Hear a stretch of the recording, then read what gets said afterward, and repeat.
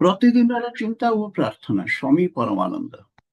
April 27। ଦିନଟିର ପ୍ରଧାନ ଚିନ୍ତା। କିଏ ଯଥାର୍ଥ ଜ୍ଞାନୀ? ଯେଉଁ ଲୋକ ଜୀବନର ତୁଚ୍ଛ ତାତ୍ସଲ୍ୟ ବ୍ୟାପାରରେ ମଗ୍ନ, ନା ଯିଏ ଜୀବନର ସୁଲବ୍ଧ ଆନନ୍ଦ ଉପଭୋଗ କରନ୍ତି? ସ୍ମରଣୀୟ ପଂକ୍ତି।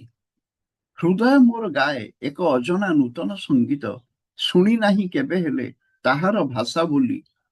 ତେବେ ସେ ଶାନ୍ତ କରେ ପ୍ରାଣ ଏହି ସୁମଧୁର ସ୍ୱର, କରେ ସ୍ନିଗ୍ଧ ମୋର ଅନ୍ତରବାସୀଙ୍କୁ। କଥା ତାର ରହେ ଅଜଣା, ଯେବେ ମୁଁ ବସେ ଏକ ନିର୍ଜନତା ମଧ୍ୟରେ। ହୃଦୟ ମୋର କରେ ସେହି ଗାନ, ନାହିଁ ଯାହାର କଥାର ମୂରତି। ନୀତି ଉପଦେଶ।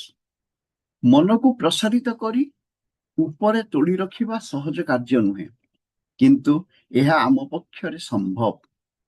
ଆମେ ଆମ ନିଜକୁ ଏକ ଧୀର ସ୍ଥିର ସମଭାବର ଅବସ୍ଥାକୁ ଆଣିପାରିବା। ହୃଦୟର ସକଳ ଦ୍ୱାର ବିଶ୍ୱଜନୀନ ଉନ୍ନତ ପଥରେ ଖୋଲିବା ହିଁ ବିଜ୍ଞତାର କାର୍ଯ୍ୟ। ଏହା ମଧ୍ୟ ଦେଇ ଆମେ ବୃହତ୍ତର ଜୀବନ ଏବଂ ଊର୍ଦ୍ଧ୍ୱଗାମୀ ସୁଦୃଷ୍ଟି ଲାଭ କରୁ। କୌଣସି ଜିନିଷ ଅଛି, ତାହା ସାର୍ବଜନୀନ ଭାବର ଆଧାର, ଯେପରି ସଙ୍ଗୀତ।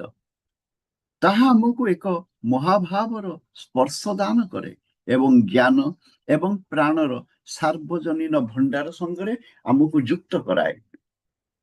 ପ୍ରାର୍ଥନା। ହେ ପ୍ରଭୁ, ଜୀବନକୁ ତୁମର ଦିବ୍ୟ ପ୍ରେରଣାରେ ପରିପୂର୍ଣ୍ଣ କର।